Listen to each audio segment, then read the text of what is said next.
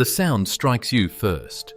Not music, not prayer, but a roar, 50,000 throats exhaling in unison, a living tide of hunger that shakes stone. The air itself vibrates the scent of sweat and iron thick in your nose.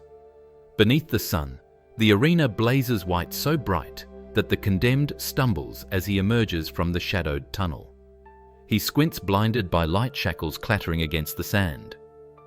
For a moment he lifts his head, perhaps hoping for mercy, perhaps praying that the crowd will see him as more than flesh to be torn apart. But the mob answers not with compassion, but with screams that demand blood. Above him a dozen cages groan as gates rattle open. The sound of iron scraping iron sends a chill down the spine, though no one here admits to fear. From the darkness, surge shapes massive breathing engines of death claws scraping against the stone. The beasts are hungry. So is the crowd. The prisoner knows the arithmetic one man's agony will delight thousands, and Rome will call it justice.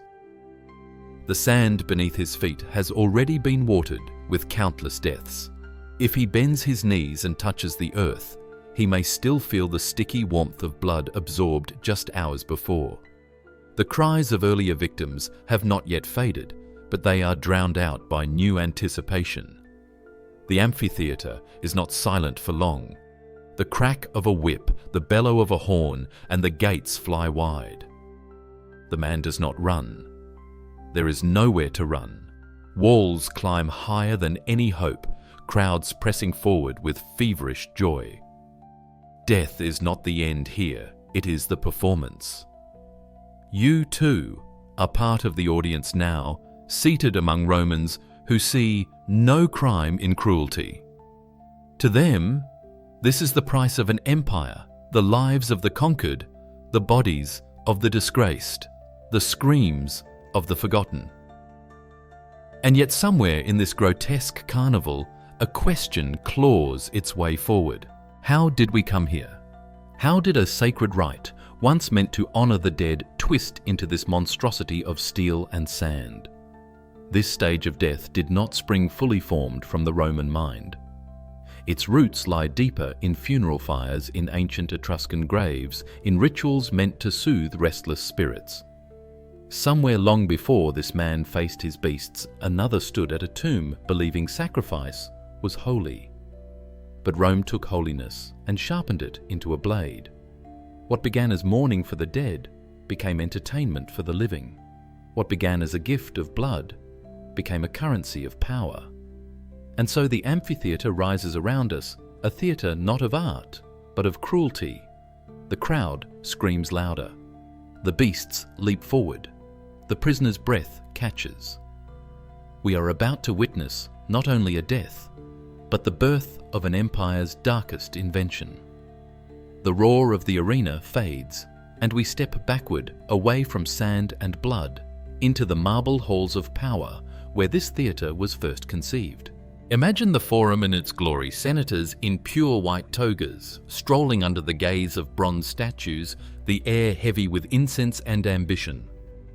Rome presents itself as eternal, guided by law, order, and divine favor.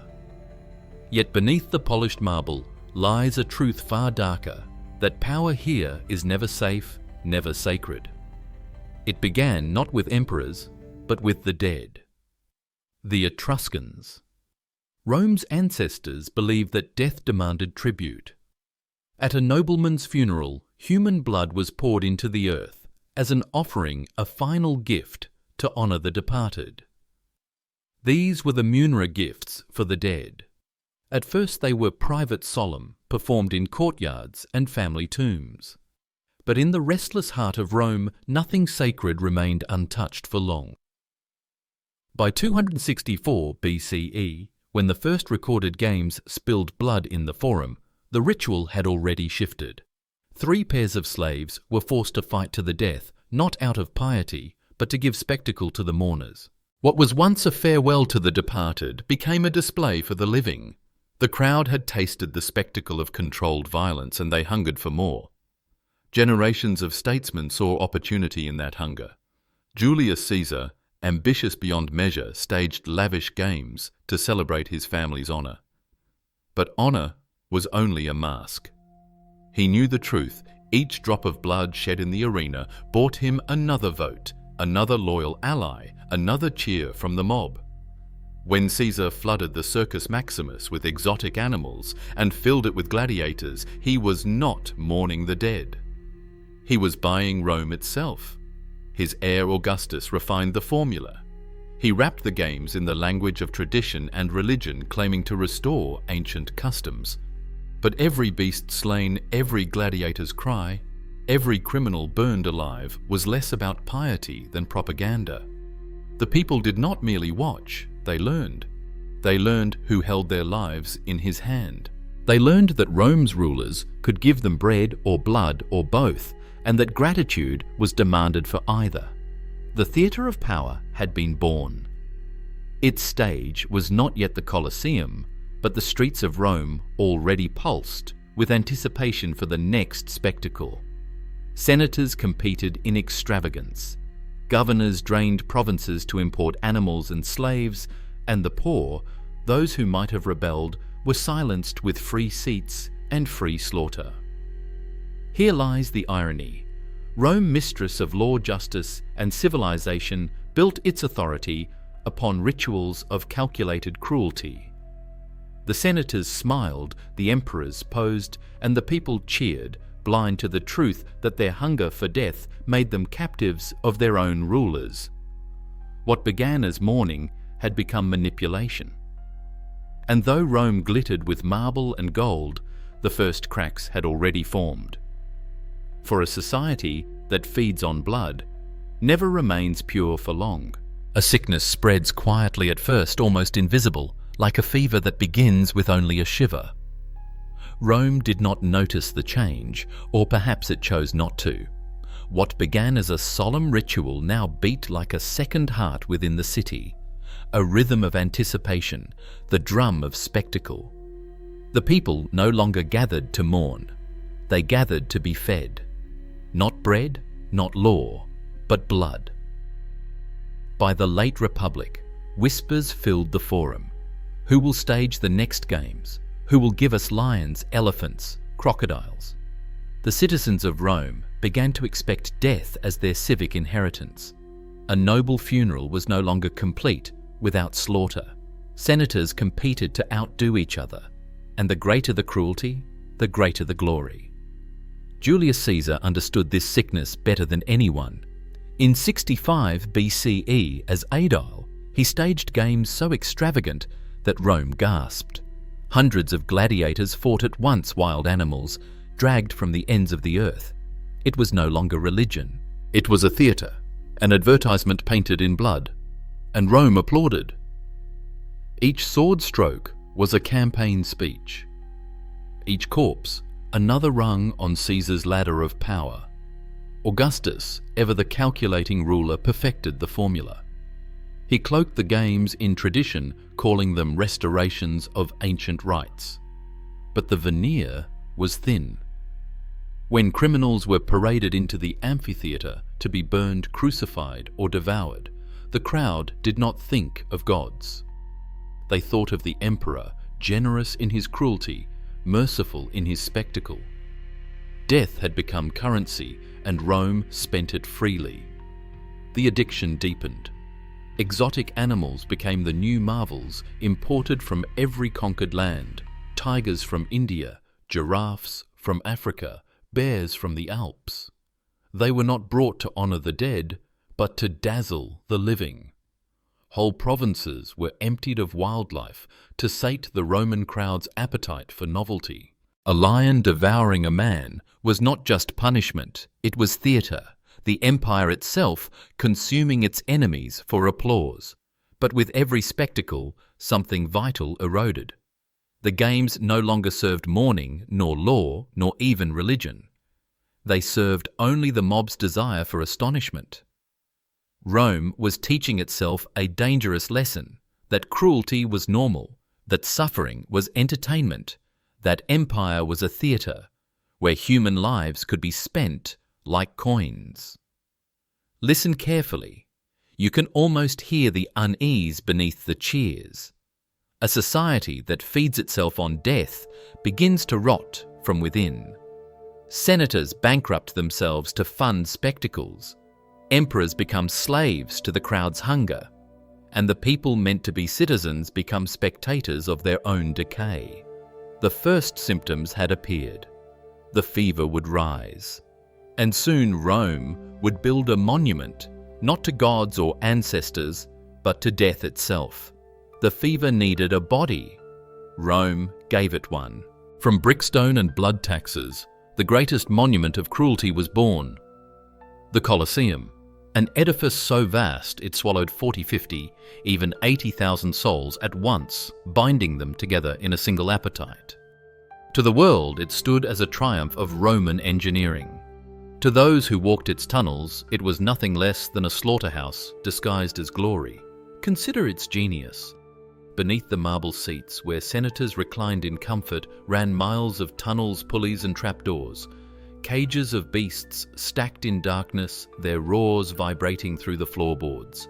Elevators hoisted gladiators into sudden daylight, forcing them to emerge like ghosts summoned from the underworld.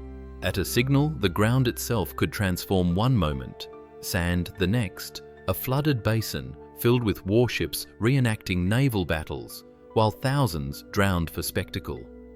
No theatre on earth had ever been designed with so many ways to kill. And that was the point. Rome had built not just an arena, but a machine, a system where execution was entertainment, where cruelty was mechanized, rehearsed, perfected.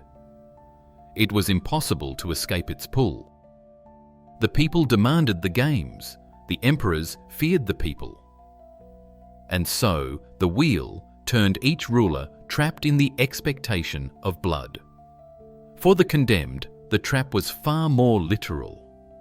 Imagine the moment a prisoner dragged from a cell realizes where he is headed.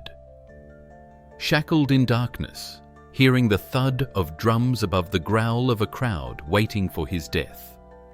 He knows his trial has already been held, not in a court, but in the emperor's need to appease. No verdict is necessary. His fate is the same as countless before him, to be made a lesson, to be made a show. The crowd above believes they are free, but they too are prisoners of this machine. They cannot resist hunger once it begins. They chant for spectacle, not realizing that each cheer binds them tighter to the power of their rulers. Rome had discovered the perfect trap, make cruelty desirable, and the people will chain themselves. Look again at the Colosseum's arches, its grandeur in evening light. Do not be deceived. Behind each stone lies a scream. Beneath each seat lies the weight of corpses. Its glory was not marble, but the memory of endless executions. The amphitheatre was not a monument to Rome's greatness, it was a monument to its addiction. The trap had been sprung. The empire itself was now captive enslaved, not by enemies, but by its own thirst for blood. And for those cast into the arena, there was no escape. Only the lonely silence before the horn sounded, and the world demanded they die. Silence. That is the cruelest moment. Before the horn sounds, before the first sword rises, there is a stillness that swallows everything. A gladiator stands in the sand, sweat trickling down his spine, the weight of iron heavy in his hand. He hears nothing but his own breath, feels nothing but the pounding of his heart. In that fragile pause, he is not yet a spectacle. He is simply a man terrified standing on the threshold of death. Then the horn shatters the silence and the illusion vanishes. The crowd surges with noise, a living tide pressing down from every tier. To the masses, he is not a man. He is entertaining. He has no name, only a role victim killer or corpse. The chains of expectation are heavier than any shackles he once wore. Some of these men were born to it, trained in the ludus, hardened by years of drills, taught to kill with efficiency. Others were not. Many were farmers' thieves, prisoners of war, slaves, dragged from distant provinces who never held a blade until Rome forced it into their hands. For them, combat was no test of skill, only the cruel mathematics of survival. Kill or die, amuse or perish, but even the trained felt the isolation. A gladiator might hear the crowd's chant, see the emperor's gesture, feel the eyes of thousands weighing on every movement. Yet when the sword points toward him, when the opponent steps forward, he stands utterly alone. No ally, no savior, no voice of mercy, only the brutal intimacy of combat. Each clash of steel is a reminder the world will forget him the instant he falls. Worse still, the crowd decides his fate. A warrior might fight bravely, defeat his foe, and still be denied life if the emperor senses the people's hunger. A single thumb turned down could erase years of struggle, years of breath. What does courage mean in such a place when even victory can end in death, and so the battle becomes more than physical? It is a psychological crucifixion. To live a gladiator must strip himself of fear of doubt, of humanity. To fight, he must surrender his hope, knowing that his worth is measured not in skill or strength, but in how loudly the mob cheers when his blood hits the sand. Loneliness consumes him. He may stand inches from another man, locked in a deadly embrace, yet there is no connection, only the mirror of his own despair reflected in another's eyes. Both know they are pawns in a game larger than themselves, doomed to end with silence, one way or another. This is the lonely battle, the weight of the empire pressing down upon the shoulders of the damned, the crowd's roar drowning the last fragments of their humanity. And in the end, whether they fall by sword, by beast, or by decree, their names are forgotten, leaving only the echo of steel in sand. When faced with inevitable death, the human mind clings to illusions. In Rome, those illusions came dressed as cures, rituals, superstitions, and desperate gestures meant to soften the blade of fate. None of them worked, but in a world that demanded blood, even false hope was seized like treasure. Before battle, gladiators rubbed charms onto their skin, talismans pressed into their palms by trembling hands. Some whispered prayers to forgotten gods, others etched protective symbols into their armor. Trainers told them that the right herb, the right amulet, the right whispered incantation could shield a man from claws or steel. Deep down, they must have known the truth. No charm could stop a lion's jaws. No prayer could silence the emperor's decree. Yet still they believed, because belief was all that remained when tomorrow promised only death. The Romans themselves indulged in superstitions. They imagined that the slaughter of beasts purified the city, that spilling blood cleansed the empire of invisible corruption. Elephants, leopards, hippos, even rhinoceroses all dragged across continents to die in sand. Their agony was called sacrifice, their extinction called justice. Provinces were stripped bare of wildlife to feed this fantasy. Yet the plague of cruelty only spread. Rome believed it was healing itself, even as it poisoned its own soul. Doctors, too, offered their grotesque remedies. Gladiators were sometimes treated with potions of vinegar and ash, or salves made from herbs meant to harden flesh. When wounds festered, physicians burned them with fire or smeared them with honey, as if sweetness could drive out rot. The people called gladiator blood a medicine, believing that drinking it cured epilepsy, that consuming the essence of the slain transferred their strength into the living. It was not a cure, but cannibalism disguised as science. For the condemned criminals, the cruelest charade was the promise of reprieve. Rumours spread that a man could be spared if he fought bravely, if the crowd loved him, if the emperor saw mercy in his eyes. And sometimes a gladiator was indeed granted freedom, his wooden sword of release raised high. But for every man spared, 100 more perished. Hope was not medicine. It was bait dangled before the desperate to make their struggle more entertaining. All of it, amulets, beasts, blood drinking, was layered atop the theatre.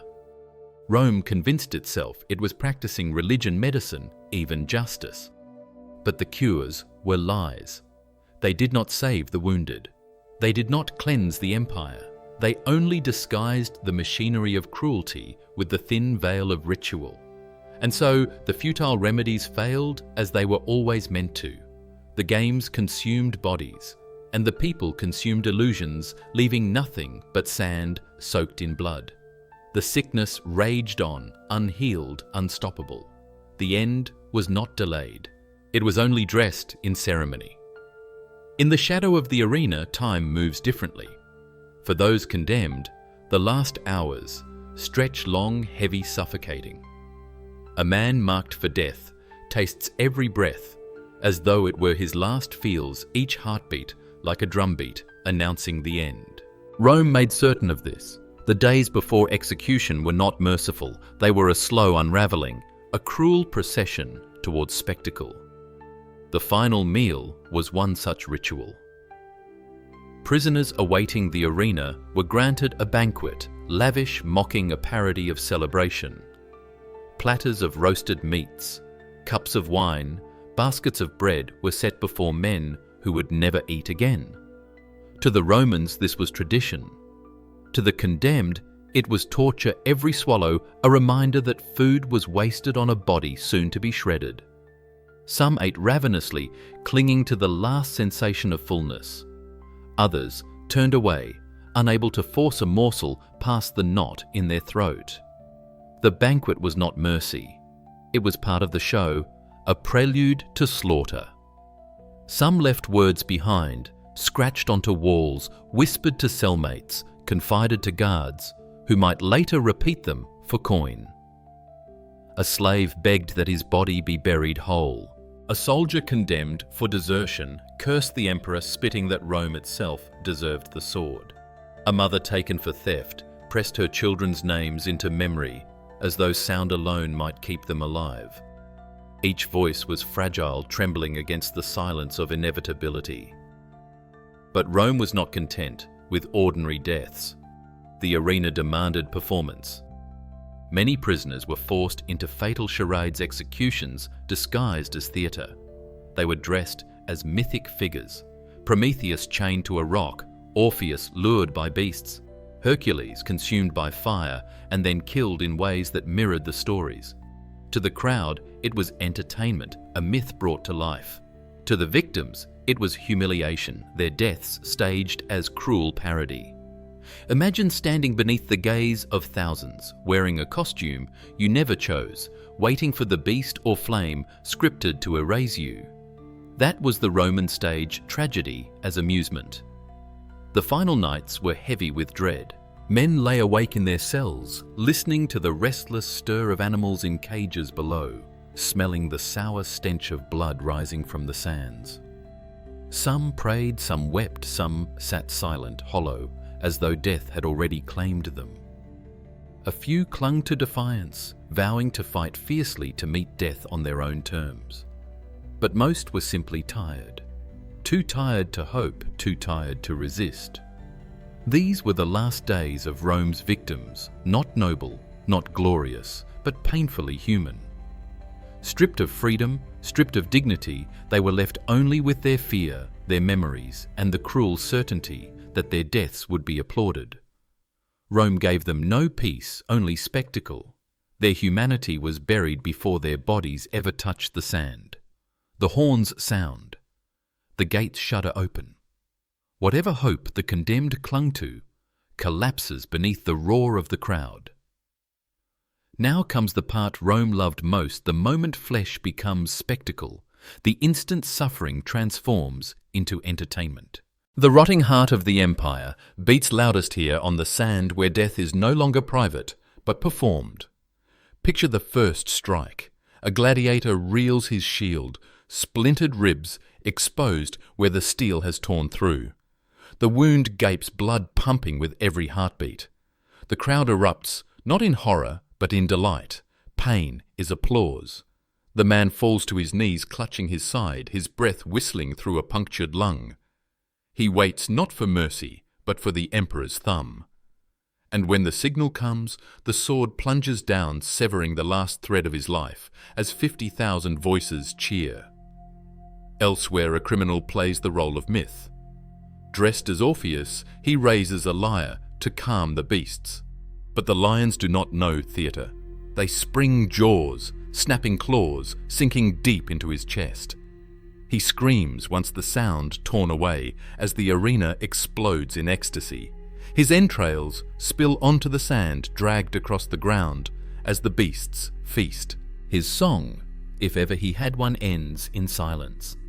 Nero himself once lit his gardens with human torches, condemned Christians tied to posts, their bodies smeared with pitch set aflame to glow through the night. Their shrieks mingled with the laughter of guests as the emperor strolled among them.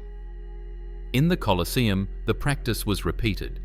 Human bodies became fire, execution turned into illumination. Rome called it punishment, but in truth it was theatre. The naval battles were no less cruel. The arena flooded warships dragged in prisoners forced to fight as sailors. Thousands clashed on the manufactured sea, drowning not from enemy blows, but from exhaustion and fear. When the ships burned, the screams of men filled the air as they clawed at water that swallowed them whole. The sand drank not only blood, but salt and ash, and always the smell lingered. Blood baked in the sun, entrails rotting where they fell. The musk of beasts mingling with the stench of human waste, for the dying lost control of their bodies. Flies swarmed, and still the people cheered, blind to the filth that clung to their empire. The Colosseum was not marble, not arches, not triumph. The decay was visible. This was Rome's climax, a society that found joy in watching life rot before its eyes. Each death was not the end of a man, but the fuel of an empire. The sand never stayed clean. The stench never faded. And long after the crowd left the arena, whispered with ghosts, its stones steeped in screams.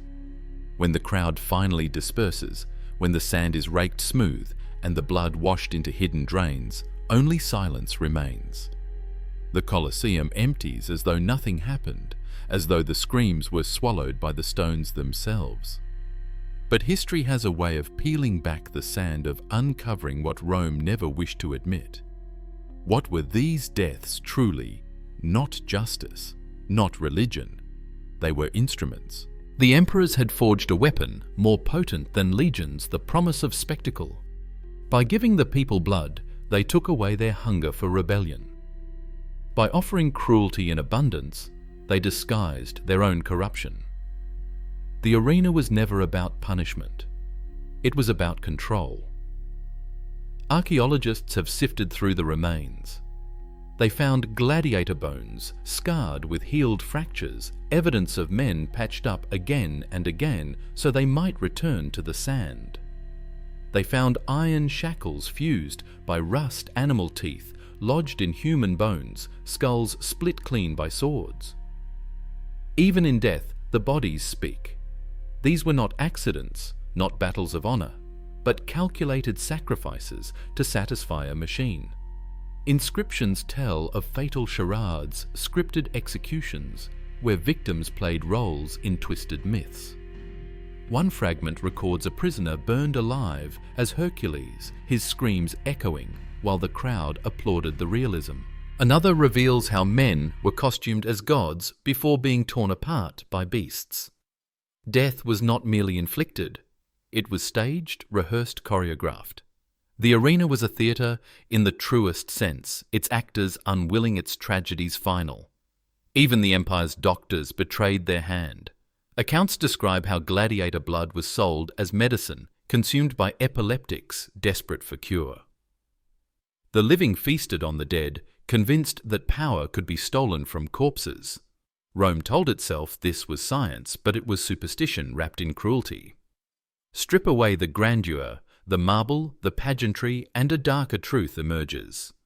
The amphitheatre was not built for gods or ancestors, but for the emperor's survival. Each game was a pact. He fed the mob death, and in return they fed him loyalty. So long as the sand was red, the throne remained secure. And yet, beneath the crowd's roar lurked silence. For every cheer there were the unheard, the condemned, the enslaved, the nameless dead, whose lives were ground into the foundations of empire. Their voices were never recorded, except in the marks carved into their bones, in the scars that archaeology reveals centuries later. This is the unveiled truth. Rome did not rule by law alone, nor by legions, nor by marble splendor. It ruled by theater, by convincing its people that cruelty was power, that violence was justice, that death itself could be made into art. The roar of the Colosseum has long since faded. Its arches stand broken, its sand scattered, its seats empty, but for tourists who wander among the stones. Yet listen closely, and you can still hear the echoes. Not in sound, but in memory, the lingering truth that cruelty once perfected never truly dies. The games did not end in a single moment. They decayed slowly, undone by the same forces that had once sustained them. Christianity condemned them as unholy, branding the bloodshed as sin. Emperors facing bankruptcy found the cost of beasts and battles unbearable. And the people themselves, grown weary of endless slaughter, turned their passions elsewhere, to the Circus Maximus, to chariot races, to other distractions that demanded less blood. By the 5th century, the amphitheatres were silent. The sands grew cold. Rome had buried its spectacle. But the theatre of death never vanished. It only changed costumes. In medieval Europe, the crowd no longer filled arenas. They gathered in town squares to watch executions. Public hangings, burnings, and beheadings were offered not as games, but as lessons. Yet the rhythm was familiar. The crowd pressed close.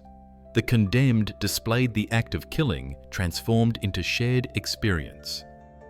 Where Rome had given its citizens lions, medieval kings gave their subjects gallows. The faces changed, but the need remained. Even in more recent centuries, the echoes persisted. The guillotine became France's public theatre. In England, Tyburn gallows drew tens of thousands who picnicked as men dangled on ropes. And though we call ourselves modern civilized, have we truly escaped?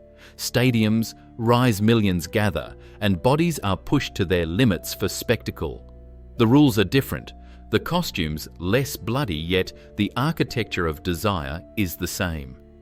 A mass audience, a stage, the hunger for performance that borders on cruelty. This is Rome's gift, or perhaps its curse, that it showed humanity how to weave violence into entertainment, how to disguise control as pleasure, how to demand death while calling it justice. The Colosseum may crumble, but its spirit lingers in every place where suffering becomes spectacle. So we are left with the question, have we learned? Have we truly left behind the theatre of death? Or do we still gather, still cheer, still crave the sight of another body sacrificed for our entertainment? Perhaps the difference is only in degree. Perhaps the crowd, whether in Rome or in modern arenas, has always hungered for the same thing. The amphitheatre whispers across time. Empires rise, empires fall, but the appetite for spectacle endures. And if cruelty still fascinates us, then perhaps the Colosseum never ended. It only found new walls.